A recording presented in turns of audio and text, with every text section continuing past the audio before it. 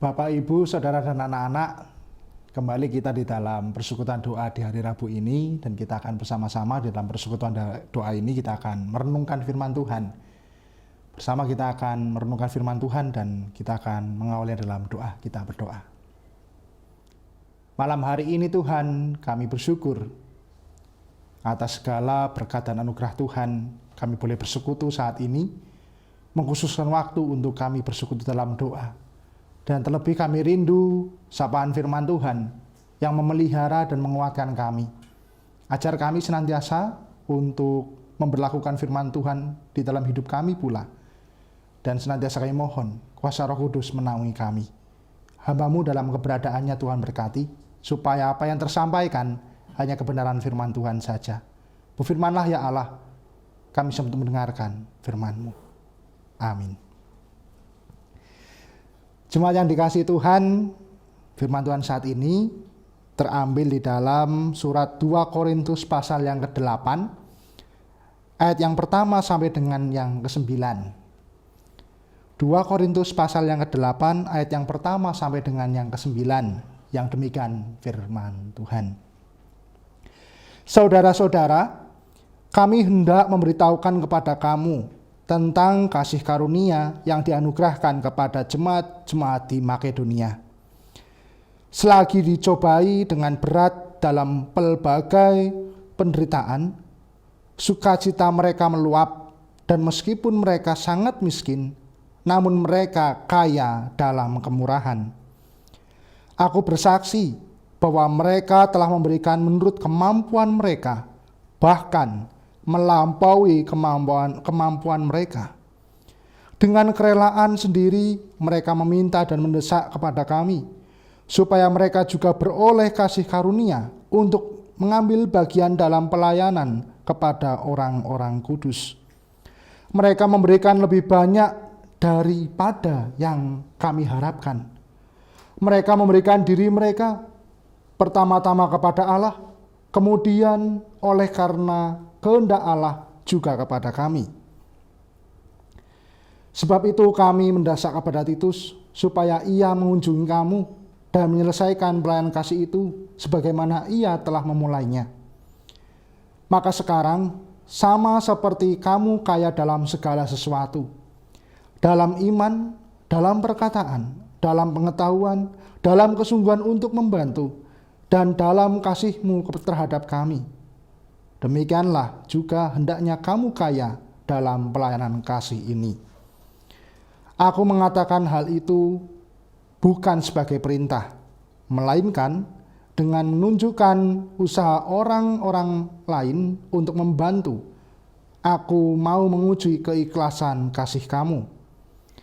Karena kamu telah mengenal kasih karunia Tuhan kita Yesus Kristus, bahwa Ia yang oleh karena kamu menjadi miskin, sekalipun ia kaya, supaya kamu menjadi kaya oleh karena kemiskinannya. Demikianlah firman Tuhan. Yang berbahagia ialah mereka yang mendengarkan firman Tuhan dan yang senantiasa memeliharanya. Haleluya. Persekutuan doa saat ini kita akan bersama-sama merenungkan firman Tuhan dengan tema Mari Berbagi.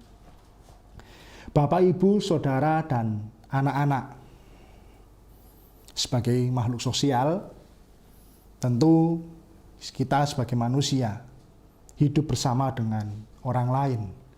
Dan bahkan naluri kita, berat kita, bagaimana kita hidup bersama, membutuhkan orang lain pula.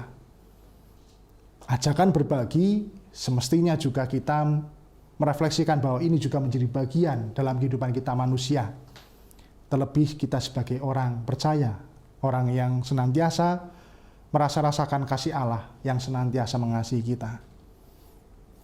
Saat ini kita akan merenungkan bersama ajakan mari berbagi ini, dengan tema mari berbagi ini, dari surat Rasul Paulus kepada jemaat di Korintus.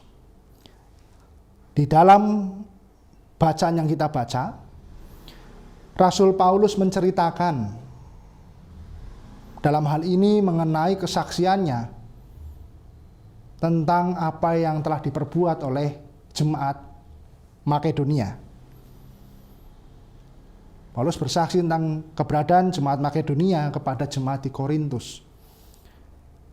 Ada permasalahan bersama jemaat-jemaat saat itu, di mana ada ajakan untuk membantu jemaat di Yerusalem. Ajakan untuk membantu pergumulan jemaat di Yerusalem.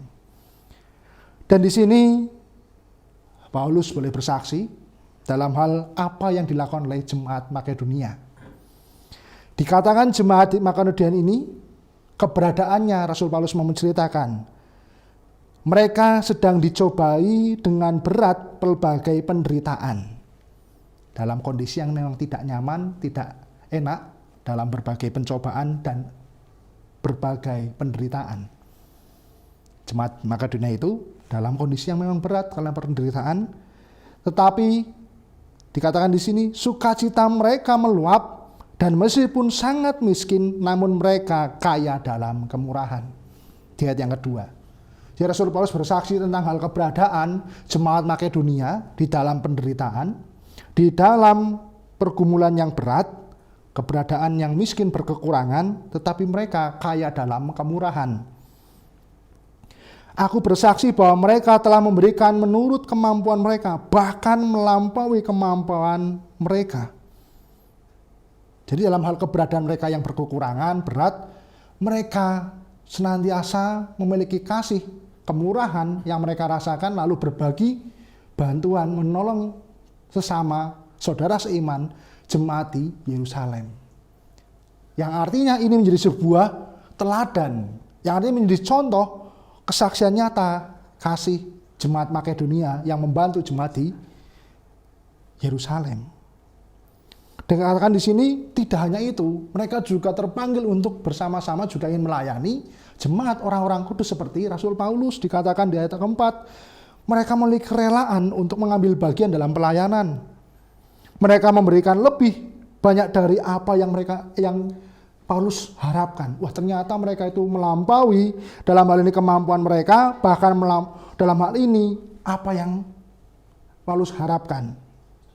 Mereka memberi diri kepada Allah dalam kehidupannya, karena Allah yang memberikan kasih karunia, lalu juga berbagi kepada sesama.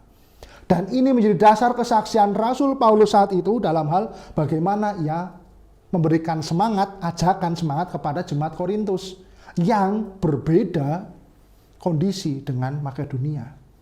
Jemaat Korintus itu jemaat yang sangat-sangat mampu, karena kota Korintus adalah kota pelabuhan di dalam hal ini, di mana keberadaan secara ekonomi lebih mampu, lebih memiliki kestabilan dalam hal lebih aman dalam hal ekonomi dan sebagainya dibanding Makedonia. Dikatakan dalam hal ini di ayat yang ketujuh, kamu kaya dalam hal segala sesuatu, iman, pekerjaan, pengetahuan, kesungguhan dalam membantu, kasih, dan sebagainya. Jadi Rasul Paulus juga dalam hal ini memberikan semangat kepada jemaat Korintus, bagaimana juga supaya membantu keberadaan di jemaat di Yerusalem. Demikianlah juga hendaknya kamu kaya dalam pelayanan kasih ini. Jadi ini ajakan dalam hal bagaimana jemaat Korintus supaya membantu jemaat juga di Yerusalem seperti jemaat Makedonia. Dan dasar itu dilandasi oleh karena apa? Rasul Paulus dikatakan di sini dalam refleksi iman, landasan imannya apa? Karena kamu telah mengenal kasih karunia Tuhan kita Yesus Kristus, bahwa Ia yang oleh karena kamu menjadi miskin, sekalipun Ia kaya, supaya kamu menjadi kaya oleh karena kemiskinannya. Tentu kaya dan miskin ini bukan gambaran kita manusia yang memiliki harta melimpah dan sebagainya, tapi keberadaan bahwa Allah sendiri yang memberikan sebagai sumber kemurahan itu, kita telah menerima kemurahan itu, yang sebenarnya kekayaan kita adalah kemurahan dalam kita, terdorong untuk berbagi. Supaya juga saat itu jemaat untuk berbagi kepada jemaat Korintus, berbagi kepada jemaat di Yerusalem. Hal ini yang menjadi sebuah refleksi kita saat ini, Bapak Ibu Saudara yang terkasih. Keberadaan kita juga mungkin akan gambarannya adalah, ya saat ini aku sedang menderita, aku sedang berbeban berat, aku sedang dalam pergumulan, pencobaan yang berat, karena di tengah pandemi ini. Kita memposisikan mungkin seperti jemaat di Makedonia. Tetapi ketika kita melihat kesaksian yang nyata apa yang dilakukan oleh jemaat Makedonia yang membantu bantuan kepada jemaat di Yerusalem dalam pergumulan mereka, dan itu menjadi kesaksian nyata kepada jemaat Korintus oleh karena Rasul Paulus mengerti itu dan ajarkan supaya jemaat Korintus juga membantu, refleksi kita, oh ternyata ketika kita juga berkekurangan dalam penderitaan, dalam pencobaan, tetapi sebenarnya kita memiliki sebuah kekayaan dari Allah, yakni kemurahan. Ada dorongan dalam hal ini untuk berbagi. Ada dorongan untuk kita boleh menolong dan membantu sesama kita. Nah, perkaranya adalah seringkali hal bantuan itu terkadang kita sudah memiliki frame atau bingkai. Aku membantu itu ya kudu ada harta lah, ada uang, ada benda dan sebagainya. Nah, terkadang kita sudah tertutup oleh itu sehingga konsep berbagi sudah seakan-akan pupus sudah karena aku tidak punya apa-apa. Padahal ketika kita memiliki hal, merasakan kemurahan Allah, apakah perkara hal dalam hal ini hal harta, kemurahan Allah itu sungguh sangat kaya, dan dalam hal ini Allah yang miskin, Allah yang mau menjadi miskin untuk memberi supaya kita kaya, yang artinya Allah yang mau menderita dalam hal kebisaannya supaya kita menerima keselamatan. Yang artinya dalam hal ini kemurahan itu sudah kita terima dan itu kekayaan sebenarnya. Cuma terkadang kita memiskinkan diri seakan-akan kita tidak bisa berbagi. Dan saat ini di tengah pandemi ini, mari kita saat ini juga sadar akan panggilan untuk senantiasa memiliki kemurahan itu. Dengan pertama-tama merasakan kemurahan Allah, lalu kita berbagi kemurahan. Di tengah-tengah pandemi ini, mari kita juga senantiasa berbagi semangat, berbagi untuk saling mengingatkan, berbagi untuk kita saling mendukung dalam setiap apa yang dilakukan oleh sesama kita. Bahkan dalam hal ini, berbagi juga mungkin kita ingat dalam kemurahan kita naikkan dalam doa syafaat kita, mendoakan sesama kita dan sebagainya. Dan sekalipun jikalau kita mampu, seperti dalam hal ini jemaat Korintus, ya ajakan kita untuk senantiasa memberikan menurut apa yang kita terima.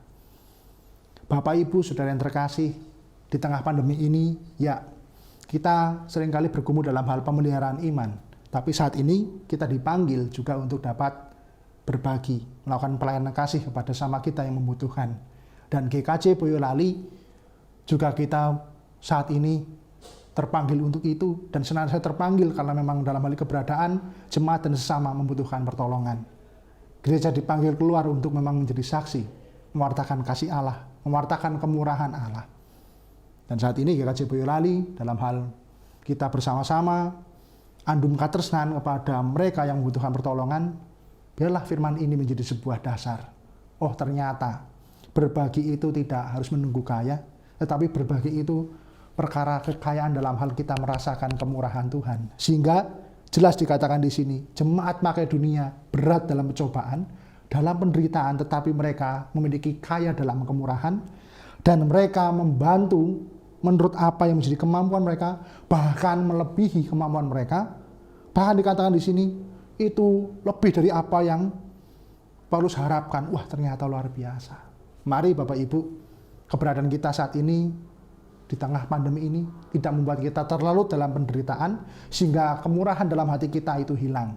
Tapi justru dalam tengah pandemi ini, yuk juga kita merasakan kemurahan Allah yang telah memberikan kesehatan, kekuatan, sukacita dalam diri kita. Dan kita juga diajak untuk berbagi itu kepada semua orang, memberikan semangat, kekuatan, sukacita dalam kita menyatakan kasih dan kemurahan Allah. Mari berbagi, dan GKJ Boyolali juga dalam hal ini, mari jemaat dimanapun Anda berada, jemaat di luar kota, mau dalam hal ini lingkup induk maupun di Pepantan, mari kita jangan menutup diri kita untuk senantiasa berbagi. Dalam hal ini merasakan kemurahan Allah dan berbagi untuk mereka yang membutuhkan pertolongan. Tuhan memberkati kita. Amin.